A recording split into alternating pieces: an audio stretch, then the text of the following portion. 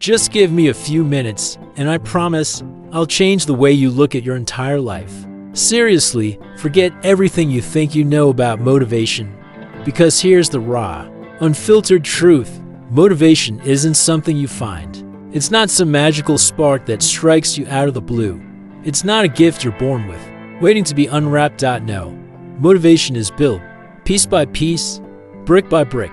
It's the incredible reward you earn from making consistent, deliberate progress over time. Think about it. Have you ever felt genuinely inspired to do something truly difficult before you even started?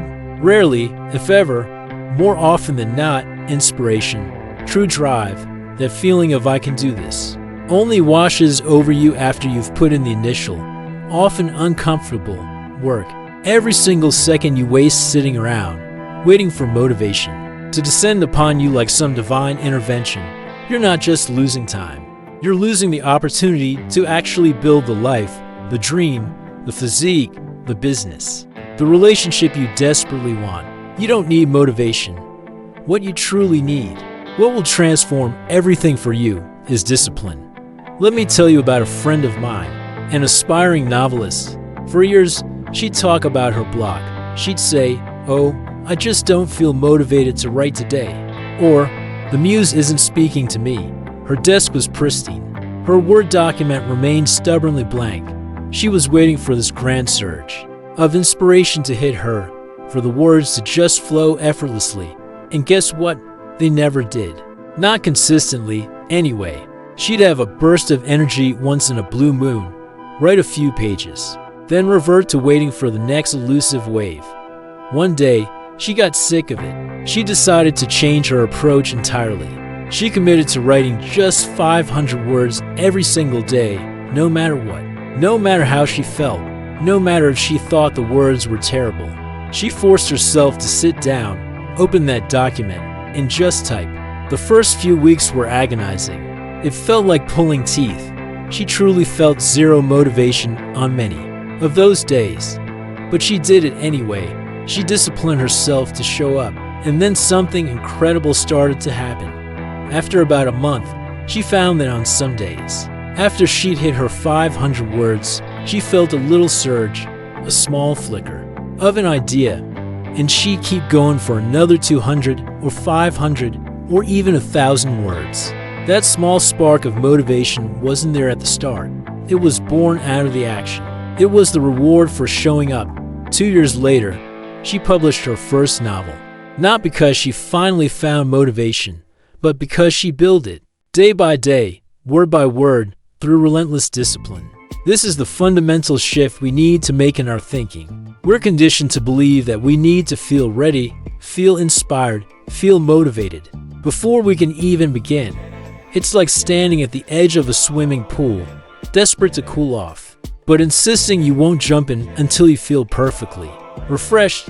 It makes no sense. You won't feel refreshed until you're in the water. Stop waiting to feel ready for a moment that will literally never arrive. Because here's another hard truth. You've never truly leveled up. You've never achieved anything significant while you were just drifting on autopilot, waiting for the perfect feeling. Growth happens in discomfort. Breakthroughs happen when you push through the "I don't feel like it" moments.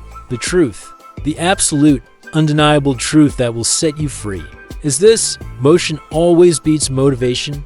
Always. It's the fundamental law of progress. Think of it like a massive train. A train isn't motivated to move until its engine starts. But once that engine begins to churn, once the wheels start turning, even slowly, the momentum builds. And suddenly, that massive, seemingly immovable object is hurtling down the tracks.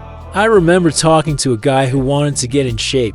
He said, "I just need the motivation to get to the gym." He bought all the gear, watched all the fitness videos, but he just couldn't make himself go. He'd wake up, think, "Ugh, I'm tired. I don't feel like it," and then roll over and hit snooze. I told him, "Forget motivation. Just promise me this. Put on your gym clothes every morning. Don't even go to the gym. Just put them on." He looked at me skeptically, but agreed. For a week, he just put on his gym clothes. He felt silly, but he did it. Then, the next week, I told him, Okay? Now put on your gym clothes and just drive to the gym. Don't even go inside. Just drive there and back. He thought it was ridiculous, but he did it. He was getting closer, physically, to the action. Then, the week after, I said, now, put on your gym clothes, drive to the gym, and just walk inside. Don't work out, just walk in, turn around, and leave. He laughed, but he tried it. And guess what happened? On the third day of just walking in, he thought, well, I'm already here. Might as well just do 10 minutes on the treadmill. And those 10 minutes turned into 20. The next day, he did 20 minutes. Then he tried some weights. He started going consistently. He lost 50 pounds.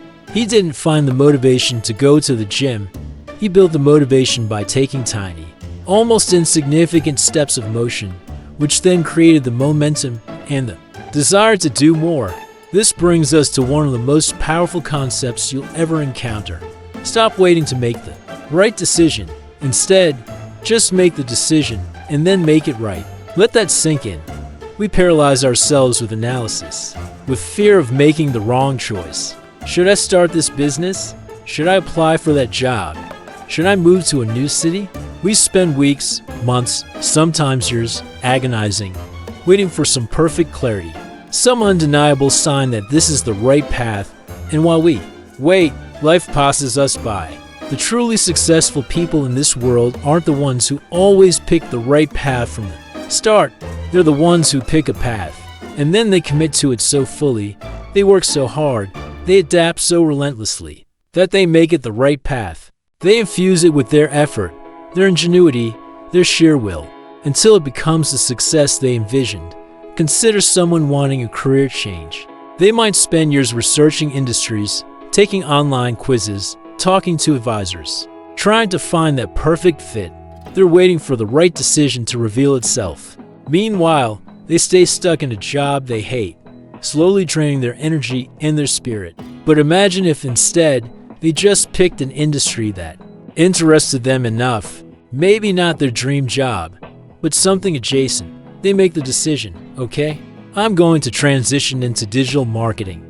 It might not be the perfect choice on paper, but then they commit. They take online courses, they network tirelessly.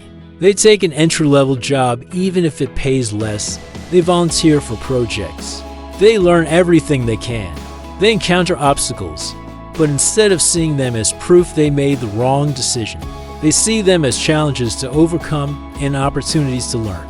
By consistently putting in the effort, by learning, adapting, and growing within that chosen path, they don't just succeed in digital marketing. They redefine what success means for them within that field.